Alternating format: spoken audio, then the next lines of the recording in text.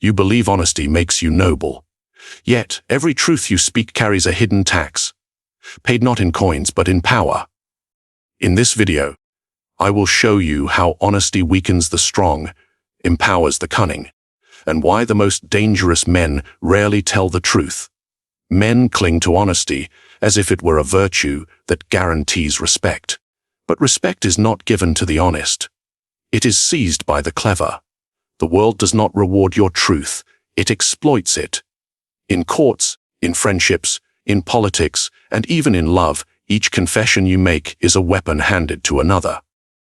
Thus, we must examine honesty not as a moral jewel, but as a currency, one that diminishes in your hand the moment it is spent. Today, we shall uncover the hidden cost of honesty, and why those who understand this principle rule, while those who ignore it serve. Honesty is praised as virtue. Yet in practice, it is exposure. When you reveal your truth, you strip yourself bare, offering your essence to the judgment of others. Tell me, what armor remains when your secrets are no longer your own? Consider the battlefield. A general who publishes his maps, his troop numbers, and his strategy is not noble. He is defeated before the first arrow flies. The enemy does not admire such candor. He seizes it. He sharpens his blades upon it. Why then do you imagine your personal life, your politics, or your business should operate by different laws? When you confess your desires, you declare your weaknesses. When you declare your fears, you hand another man the exact keys to bind you. The smile of the listener may appear warm, but behind it lies calculation. How can this truth be turned against him? History offers no shortage of examples. Kings who trusted the honesty of their advisors found daggers in their backs. Leaders who confessed hesitation inspired rebellion among their own ranks. Even Julius Caesar, who once forgave enemies openly, learned the cost. Those very men conspired and murdered him beneath the statue of Pompey. He believed his transparency would breed loyalty. Instead, it bred opportunity for treachery. Do you imagine your workplace, your friendships, or your relationships are safer than Caesar's Rome? Human nature has not evolved into gentleness.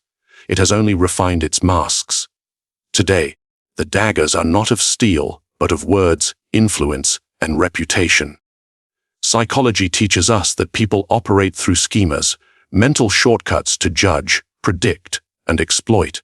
When you reveal something true about yourself, you give others data. They categorize you. They store your honesty in their arsenal. Later, when advantage is needed, they will recall it. That moment when you admitted weakness, when you confessed ambition, when you spoke in trust, that memory becomes a weapon sharper than any blade. You may object, but honesty builds intimacy. It earns respect. Does it? Or does it merely create dependence upon the benevolence of others? You hope they will not use your truth against you. Yet hope is the currency of the powerless. The manipulator thrives on your honesty. Think of the interrogator who sits in silence, coaxing a confession. He never reveals himself. He asks, listens, and gathers. Every word you speak reduces your leverage, while his silence multiplies his control. Who is stronger in that room? The one who reveals, or the one who withholds? In politics, the same principle reigns. Leaders who reveal their true agendas become predictable. Predictability invites preemption. It is the opaque leader, the one who speaks in shadows and ambiguity, who maintains advantage. People may fear him or they may trust him. But they cannot disarm him, for they do not know where his true center lies. Think also of love. Lovers speak of brutal honesty as if it were sacred. Yet how many hearts have been broken because one revealed too much, too soon? The confessed devotion becomes leverage. The partner who holds back, who reveals less, retains the power to command affection, to dictate the terms of the relationship. Honesty here is not virtue. It is surrender. There is a cruel truth beneath all this. The world does not reward vulnerability. it exploits it. Even in so-called friendships, even in family, the balance of power shifts toward the one who holds secrets, not the one who reveals them.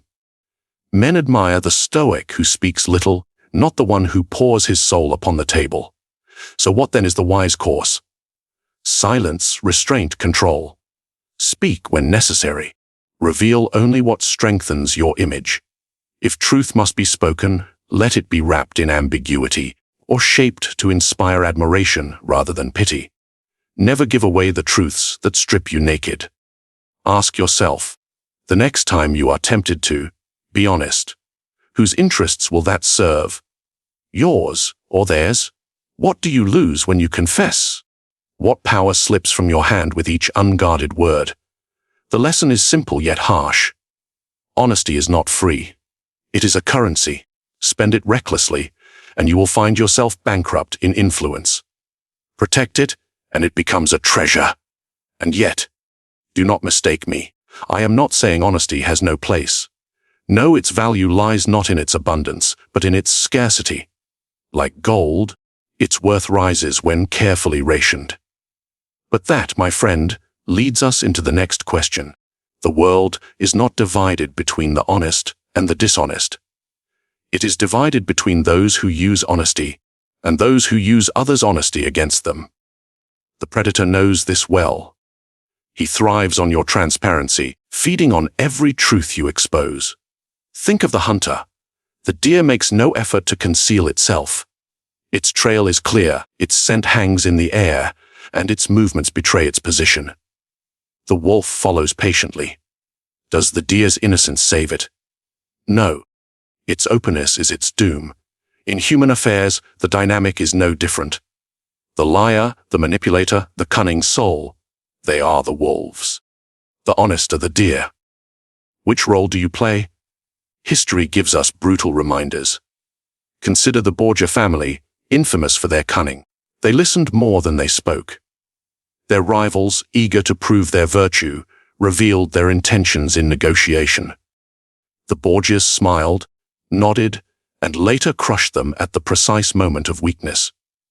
What the rivals saw as noble honesty, the Borgias saw as intelligence gathered freely.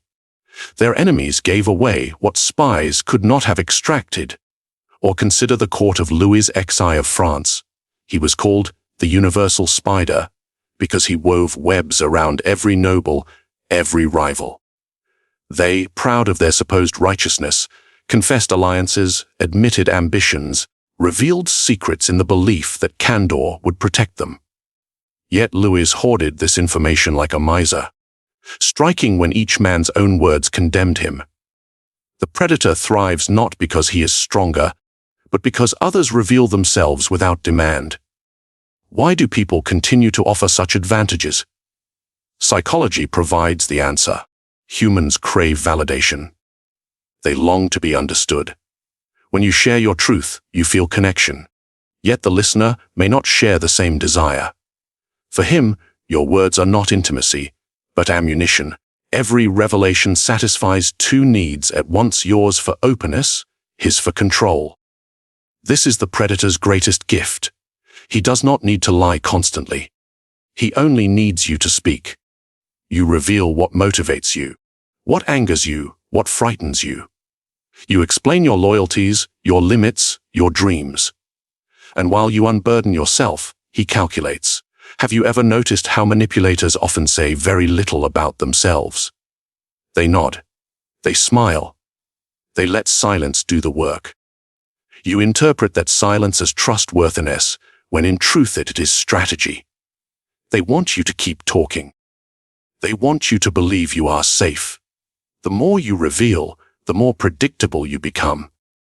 And predictability is the death of power. Ask yourself in a negotiation who holds the advantage, the one who declares his minimum or the one who conceals it. In conflict, who survives longer? The soldier who signals every movement or the one who moves unseen? Even in love, who dictates the rhythm? The one who confesses deepest feelings first or the one who withholds, letting the other drown in uncertainty? The predator never rushes to reveal. He waits. Modern life is no different. In business, the cunning manager listens to his employees complain. He does not interrupt. He does not reveal his stance. Later, when promotions or firings come, he remembers every word spoken in honesty. In politics, the skilled candidate nods through debates, allowing opponents to overshare, then uses their words against them in a single devastating strike.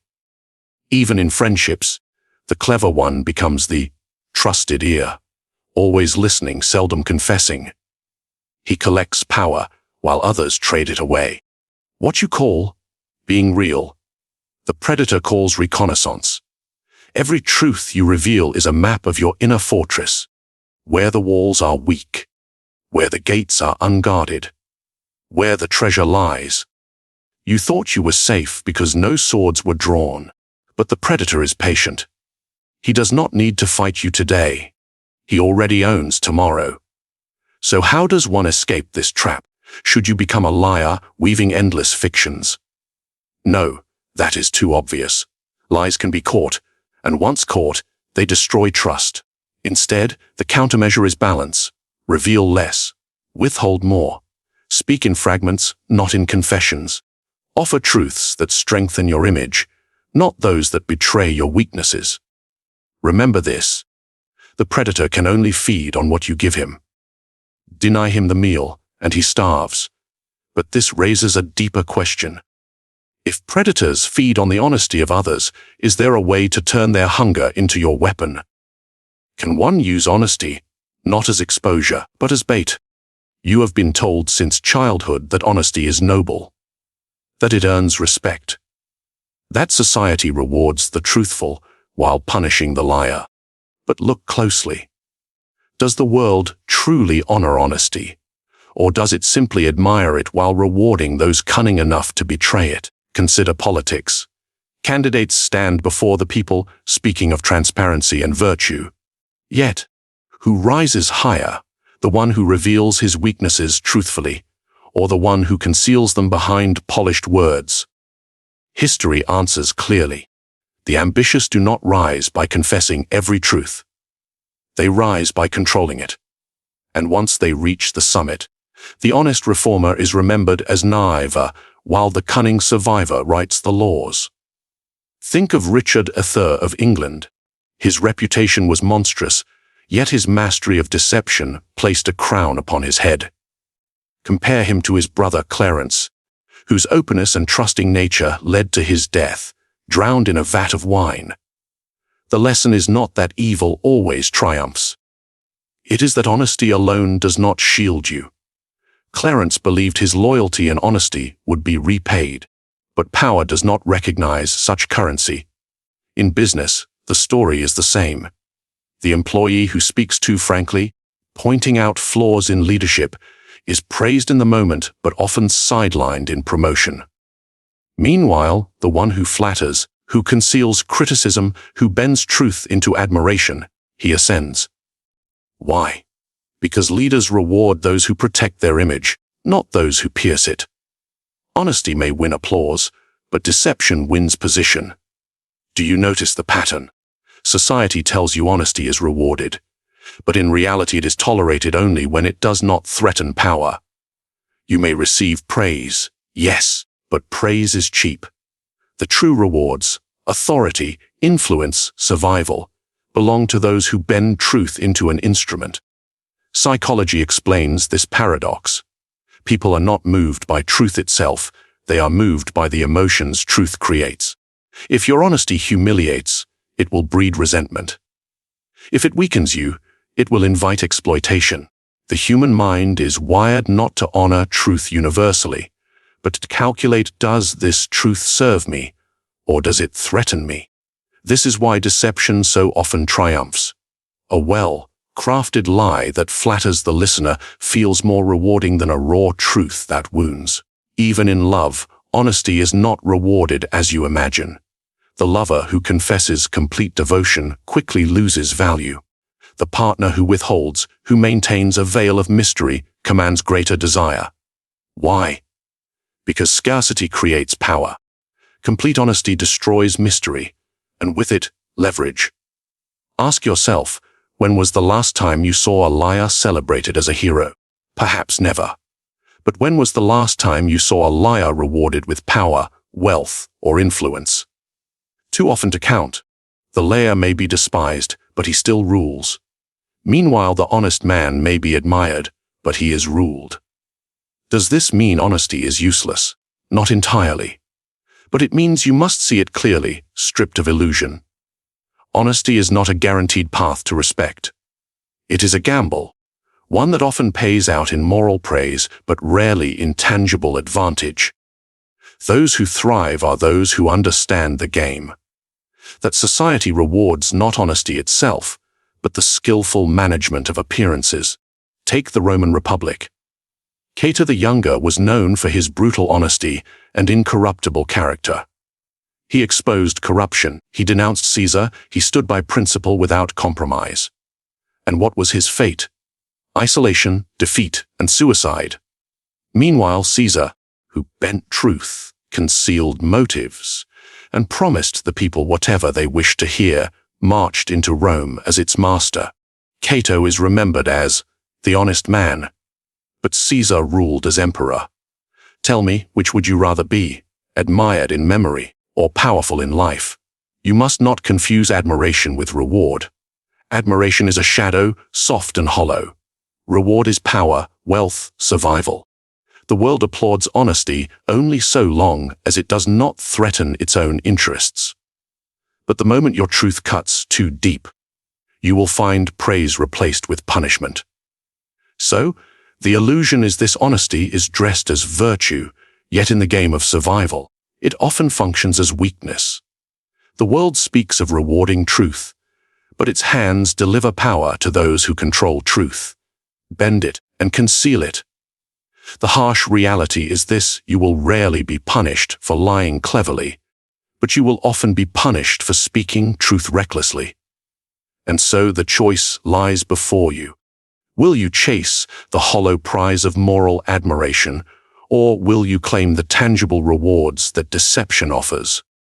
But here lies the more dangerous question. If honesty cannot protect you, and lies bring power, is there a middle path? A way to use truth not as surrender, but as a weapon? There is power in words, but there is greater power in withholding them. Most men cannot endure silence. They rush to fill the void, to explain themselves, to confess. In doing so, they reveal too much. They pay a tax for their honesty, a tax collected not by law, but by those who listen, remember, and use their words against them. Silence, however, demands nothing, it costs nothing, and yet it unsettles others. In silence, you create mystery. Mystery breeds fear, and fear breeds respect. Consider the courtroom. The guilty man who speaks endlessly often convicts himself. The one who remains silent leaves the judge and jury uncertain, grasping for proof. His silence is not weakness. It is strategy. By refusing to speak, he refuses to supply the rope by which he might be hanged. History offers sharp examples. Think of Elizabeth I of England. Surrounded by enemies, pressured to marry, pressed for her true intentions, she often answered with evasions or with silence. Her courtiers begged for clarity, but she gave none. They argued, they speculated, they fought each other over her silence. Meanwhile, she remained sovereign, untouched. Had she revealed her full mind, she would have been bound. By keeping it hidden, she commanded. Now contrast this with Charles I, who insisted on defending himself with long speeches before Parliament. His words revealed not only his pride, but his desperation. They gave his enemies the justification they required to condemn him. His honesty cost him his throne and his head. The lesson is plain. Truth spoken recklessly becomes a noose. Silence becomes armor. Psychology confirms this. Studies show that people grow anxious in silence. They project meaning onto your stillness, often imagining more power, more confidence, or more knowledge than you actually possess. Silence compels them to reveal themselves instead. They speak to break the tension, and in speaking, they hand you their thoughts. their fears, their plans. Think of a negotiation. The amateur rushes to explain his position, to defend it, to justify it. The skilled negotiator listens, says little, and waits. The silence stretches. The opponent, unable to bear the weight, offers more. Concessions, explanations, even confessions. Silence wins what truth would have lost. Or consider love. The partner who speaks constantly of their devotion is consumed, predictable, bound by their words. The one who is silent at key moments, who withholds just enough, creates desire, doubt, and pursuit. Silence does not weaken love. It commands it, yet most people despise silence because it feels unnatural. They fear being misunderstood. They fear seeming cold. But understand this: misunderstanding can be power. If they cannot read your intentions, they cannot disarm you. Silence keeps your opponent blind. This does not mean you must never speak. No, speech has its place, but you must learn the difference between costly truth and strategic silence. Ask yourself, before speaking, does this revelation serve me, or does it serve them? If it serves them, remain silent. If it strengthens my image, then, and only then, speak. Think of warfare. A commander who reveals his plans to the enemy ensures defeat. A commander who conceals them forces the enemy into hesitation. Silence is the fog of war in human affairs. It clouds the vision of your rivals and leaves them stumbling. Even in ordinary life, you see this principle. The employee who shares every thought with his boss is seen as replaceable, too transparent, too eager. The one who speaks little, who lets his work speak for him, is harder to read, harder to discard. Mystery gives him weight, but let me warn you, silence is not mere absence of words. It must be controlled. Silence born of fear appears weak. Silence born of calculation appears powerful. The difference lies in posture, in timing, in the ability to endure discomfort. Most men cannot. If you can, you will always have the advantage. So I ask you, how often have you betrayed yourself by speaking too much? How many times have you paid with influence, with dignity, with respect, simply because you could not resist filling the air? The strong learn restraint. The weak pay the honesty tax every time they open their mouths. And yet, what if silence alone is not enough? What if, instead of merely withholding, you could bend truth itself into a weapon? To not only conceal, but to strike with carefully chosen honesty, designed to disarm. Total deception is dangerous. Endless lies are fragile, easily exposed. But total honesty is ruinous, stripping you bare. Between these extremes lies the true art: selective honesty. Selective honesty is not weakness. It is weaponry. It is the art of giving just enough truth to win trust, while concealing what must remain hidden. A sword hidden beneath a cloak, revealed only when the strike is certain. History illustrates this with brutal clarity.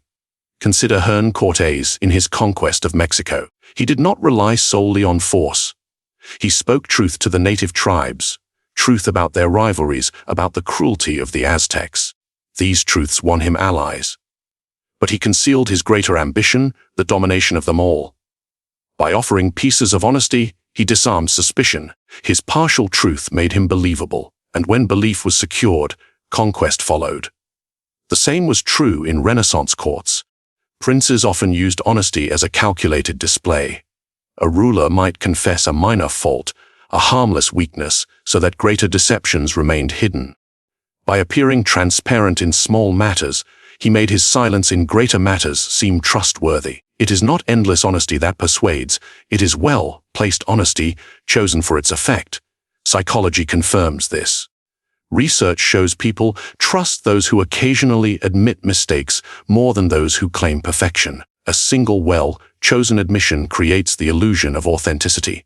It lowers defenses. Yet the wise do not confess their fatal flaws. They confess only what makes them seem human, approachable, safe. You reveal the pebble, never the crack in the foundation. Have you seen this in your own life? The colleague who admits to forgetting a minor task, gaining sympathy, while hiding his true ambition for your position. The friend who tells you a painful story of their past, earning your loyalty, while concealing the manipulations they practice in the present. This is selective honesty at work. It is not truth for its own sake. It is truth used as a lure. Ask yourself, when was the last time someone disarmed you with a confession? Did you not feel closer to them? Did you not lower your guard? That is the moment when selective honesty has succeeded. Think of the spy. If he lies constantly, suspicion grows.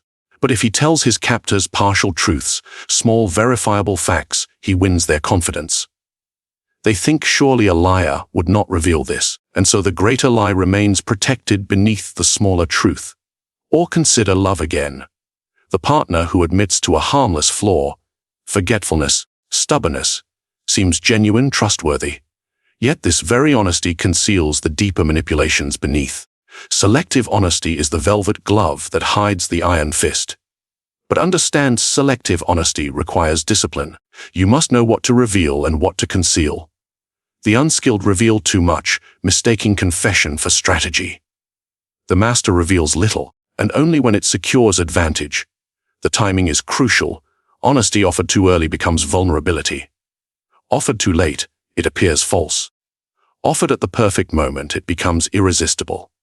Do not confuse this with moral virtue. Selective honesty is not about being good. It is about wielding truth like a dagger. In the hands of the careless, it cuts the self. In the hands of the strategist, it cuts only the opponent. Consider this: in battle, a general might feign weakness to lure the enemy into overconfidence. He allows them to believe part of the truth.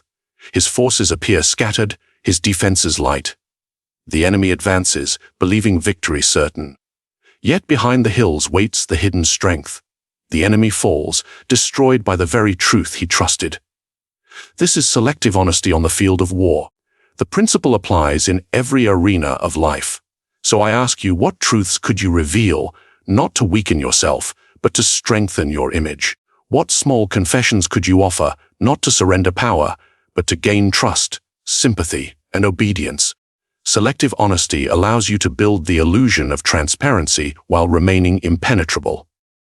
It is how you cloak your deeper motives, how you shield your ambitions, how you bend others to your will without a struggle. But beware, this power cuts both ways. Others may be using it on you already. Every confession you have trusted, every truth you believed, may have been nothing more than bait. The game is not merely to master selective honesty yourself. The greater challenge is to recognize when it is being used against you. And so we arrive at the final lesson: if both predator and prey wield selective honesty, how does one determine who truly holds control? Honesty, silence, deception, selective truth. These are not virtues, they are weapons. To control others without their knowledge, you do not need chains or threats. You need only their trust. And trust is won not through full confession, but through carefully chosen fragments of truth. The masses are blind to this. They believe in sincerity. They do not see that every truth can be shaped, rationed, or withheld. They do not realize that power lies not in what is spoken, but in what remains unsaid. So ask yourself, will you continue to pay the honesty tax, exposing your weakness? Or will you learn to weaponize truth, to cloak your motives, to command without appearing to? The choice defines rulers and the ruled. Now, I want to hear your thoughts. Comment below. How have you seen honesty used as a weapon or a weakness? Subscribe for more strategies of power and psychology, and share this video so others may see the world as it is, not as they wish it to be.